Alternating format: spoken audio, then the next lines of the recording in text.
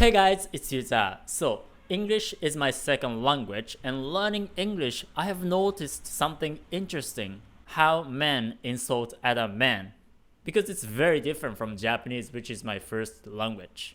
For example, people use the word gay as an insult, not to mention the less friendly version that starts with F.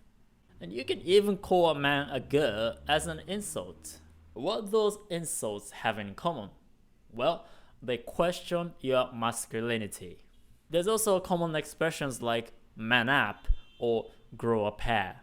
And when I tried to think of Japanese equivalents, I just couldn't find many. Maybe you can use the word memeshi, which means girly, but it's not that common. And there are other ways to insult people, but those insults are not really sexualized or gendered. And if they are, we simply don't use them as often. But with English, there's just so many of them. And being a YouTuber, I've been exposed to more recent ones that came from online communities. And I can remember these words just off the top of my head. You've got cock, beta, omega, soy boy, and incel.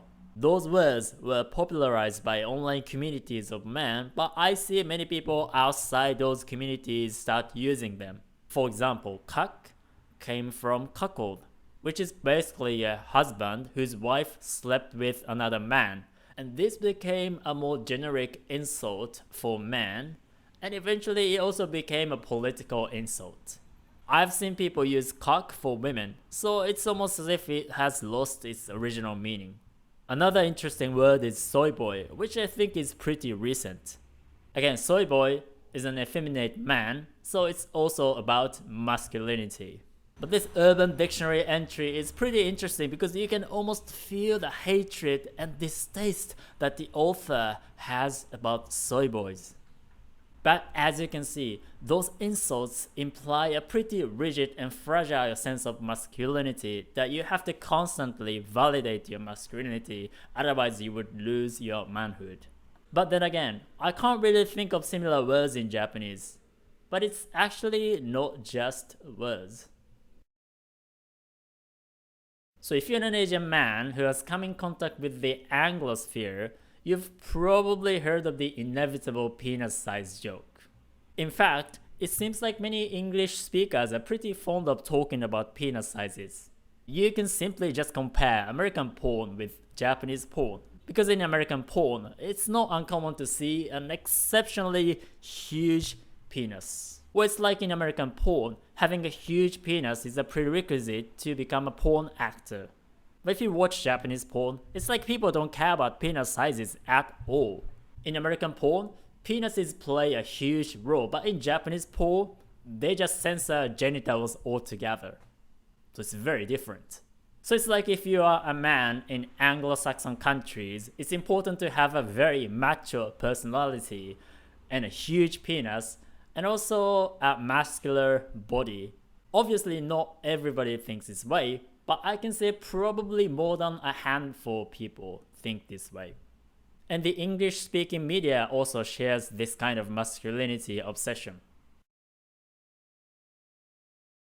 The media publishes stories about sexless Japan, sometimes blatantly misrepresenting numbers and taking numbers out of context. And when I say sexless, it's also about dating, because dating and sex go hand in hand. And people love sharing those stories.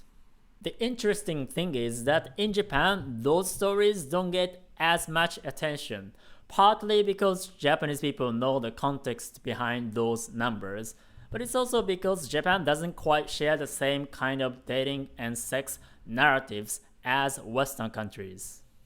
And if you think about it, dating is actually a pretty Western concept, and not every culture is dating oriented. For example, Japan is pretty marriage oriented, and many Asian countries are kind of like that.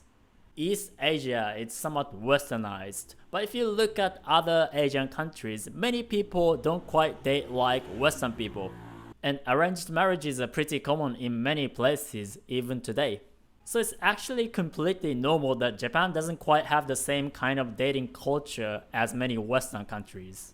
This means with those Sexless Japan articles, what they are actually doing is to reinforce the narrative of dating and sex in Western countries.